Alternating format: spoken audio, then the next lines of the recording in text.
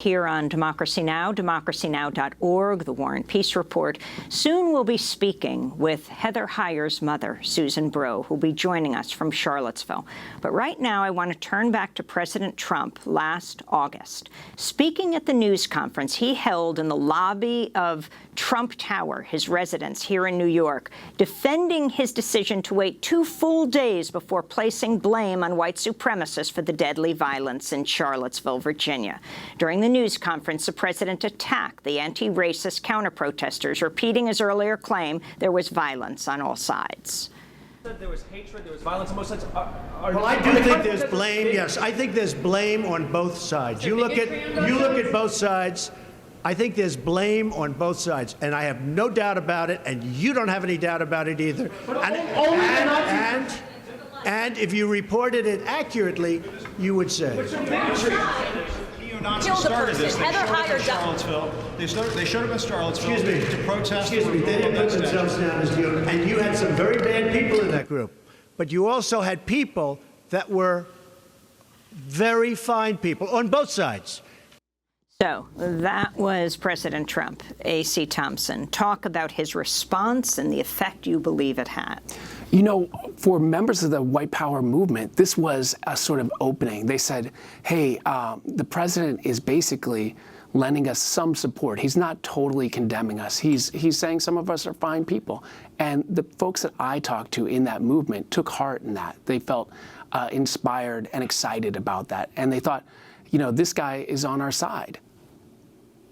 So you decide in Charlottesville, you're trying to figure out who the people are who are carrying the torches.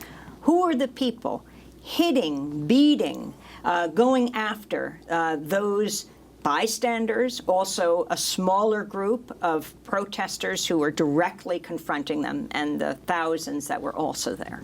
Right. You know, what we saw there was a police failure on the day, but we also saw what seemed to be a sort of ongoing, slow-moving law enforcement failure to bring the people who'd been involved in these incredibly vicious altercations to justice and hold them accountable. And what we wanted to do was go figure out who were these people, what had they done, and sort of why had they eluded the authorities, what had happened in the intervening months. And so we set out to sort of identify these characters and identify specific crimes that we could sort of tell people, hey, look, this is something that happened and nobody has been held accountable. So were you just tracking the FBI, tracking the police, tracking these people? No, we were doing our own investigation. We were, you know, basically trying to figure this out all on our own. And for me, I was immediately drawn to a group called the Rise Above movement. And they're based in Southern California. I live in California. And they had been involved in violent protests up and down my state. And when I realized, oh, these guys were in Charlottesville too, I thought this is a group that I need to focus on because they are a white power street fighting crew. They are capable of significant violence in sort of ways that some of these other actors aren't. They're trained fighters. And I had seen them involved in these really, really nasty attacks on both coasts. That's Rise Above movement. That's the Rise Above movement. RAM. So talk about Rob Rundo. So Rob Rundo is the founder of the group. He's a young man who grew up here in New York City. He was in Flushing, Queens. At the time when he was growing up, he ran like a small multiracial gang. They had an altercation with MS-13, the Salvadoran gang. Rundo ended up stabbing a member of that gang multiple times. He went to prison. You show that on video. It's on video. Yeah, we have the surveillance video. And he went to prison in upstate New York. And by the time he got out of prison, he was definitely a committed white supremacist. He ends up moving to California, and he starts up a new gang, the Rise Above movement. And this is a political white supremacist gang. And so talk about Charlottesville and Rob Rundo's presence there. So he wasn't there, but his people were there.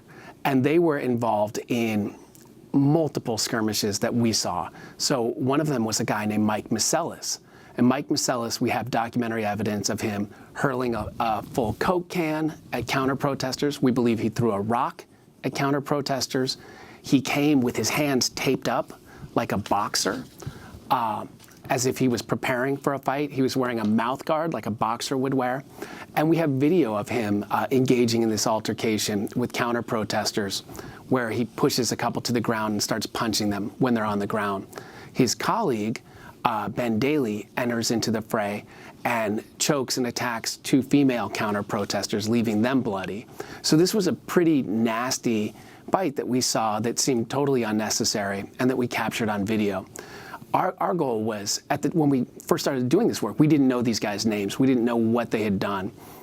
We were trying to identify them, and we said we want to know who these guys in this video are. So on July 5th, you reported a story about Michael Miselis for ProPublica, headlined, "He is a member of a violent white supremacist group. So why is he working for a defense contractor with a security clearance?" One day after your story was published, Michael Miselis lost his job. Talk about how you tracked him down. You know, so we had these photos and videos, and we had seen him at these rallies, but we didn't know his name. We didn't know who he was. Eventually, over many months, we were able to get a break that gave us his name, and we were able to corroborate that, yeah, this is the guy. Talk about that break. We had a law enforcement source who said, hey, this is evidence that's going to lead you to this guy, and helped us lead us to that name. We went and saw Michael Miselis, and it's in our film, and said, hey. And you confront him when he's getting in his car, where? This is in Southern California, not far from the Northrop Grumman plant. And you can watch the video and decide what you think about it, but I was struck by the fact that he seemed kind of highly unsurprised to have somebody come and say, hey, what were you doing in Charlottesville last summer? To me, he didn't seem particularly shocked by that. He immediately said, of course, I wasn't there, but you kept pushing. Right. He said I wasn't there, and he denied being there at the time. He has since, or his group has since gone back on that and acknowledged that he was there. And talk about Northrop Grumman. So Northrop Grumman at first said nothing. We kept asking them, hey, what's the story with this guy? How did he get a security clearance? What is he doing working for your company? And they said nothing to us. We made repeated queries to them about this. Then, when we published our story, they issued a statement saying, hey, we don't approve of this. We're investigating. We're concerned about this. The CEO of the company at the time sent out a bulletin to everybody on the staff, an internal bulletin saying it's not good, we're not down with this. And eventually, we were alerted that he had been let go from the company. And when was that?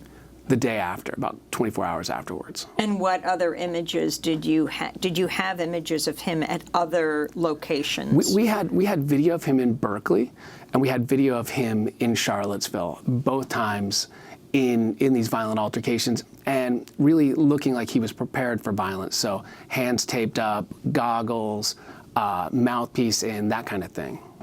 And when you talk about these protests in California, for those who are not familiar with them, know Charlottesville because, well, a person died there, right. Heather Heyer, and again, in a few minutes, we'll be talking with her mother. But you had seen this coming with, talk about the series of Unite the Right rallies that were held throughout California. Yeah, so there was, in 2016 and 2017, there was a whole string of far-right and racist rallies that occurred throughout California, and almost every one of these turned into a bloodbath. So you had a Klan rally in the spring of 2016 in Anaheim. 3 people were stabbed. You had a Nazi rally in Sacramento. In 2016, the summer, 7 people were stabbed.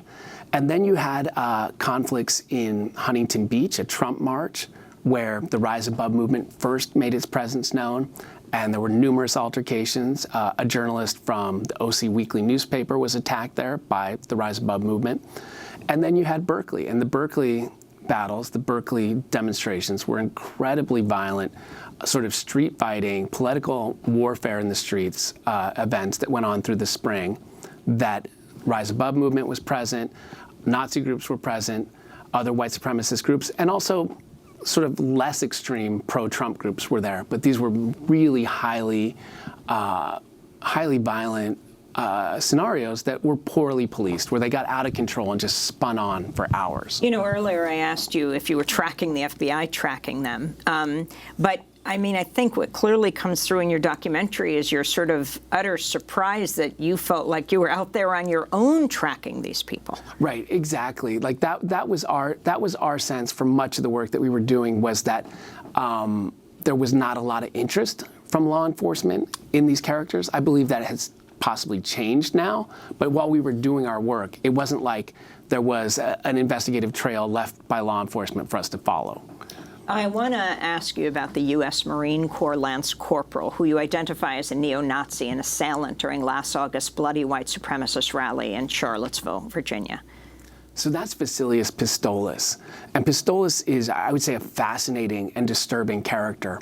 He, at the time of the Charlottesville rally, he was a member of what I would say is the most extreme, most dangerous white supremacist group, and that's the Atomwaffen Division, which is a group of committed domestic Nazi terrorists whose goal is to start a race war, overthrow the U.S. government, and establish a fascist state. And they aim to do that through guerrilla warfare, assassination, and political terrorism.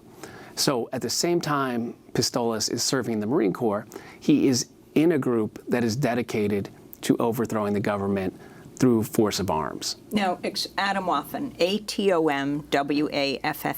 Right. So that means, in German, that means nuclear weapons, and then with the English word division. So it's sort of a nod to the Third Reich. And talk about the encrypted chats that they have online. Talk about Discord. Right. So working with my colleagues Jake Hanrahan and Ali Winston, we were able to get access to 250,000 chat messages sent privately by the group. And they sort of really lay out the group's ideology, their intentions, and sort of their menace. You know, some of the chat messages that we got included people talking about specific plans to blow up the power grid in Western states. They talked about plans to manufacture weapons. They talked about training camps that they were doing in the Nevada desert, in the Midwest, training people in hand-to-hand combat and guerrilla warfare. You took your information back to Emily Gorsinski. Right. In Charlottesville, and explain what you found and what she had been looking for as well. Right. So Emily and I had been messaging one another since shortly after the Charlottesville events, and she was trying to figure out, hey, who attacked me on the night of the 11th? And we had some notion that perhaps it was the Rise Above movement. We knew that they were there and they were close to her. Maybe it was somebody else. And eventually I come across in these chat logs Miselis Pistolis talking quite explicitly about attacking Emily, as well as attacking many other people. He but said, wait, this is really important. He didn't just say, I attacked this person. He talked about her, Emily Gorsinski. Right. That was what was stunning to me. That was what, like, you never see that, right? It's like somebody has just offered you up the evidence right there. And I think it's because Emily had been live streaming that. And so people started, on the far right, started knowing her name. And then he wanted to take credit for that assault. And from everything we can tell, we know he was there. We have video of him entering that fray. Emily's not entirely sure if the kick that he launched actually hit her, but she knows, and we can see from the video, that he propelled himself into that melee, and that basically the violence escalated from the time that he jumped in.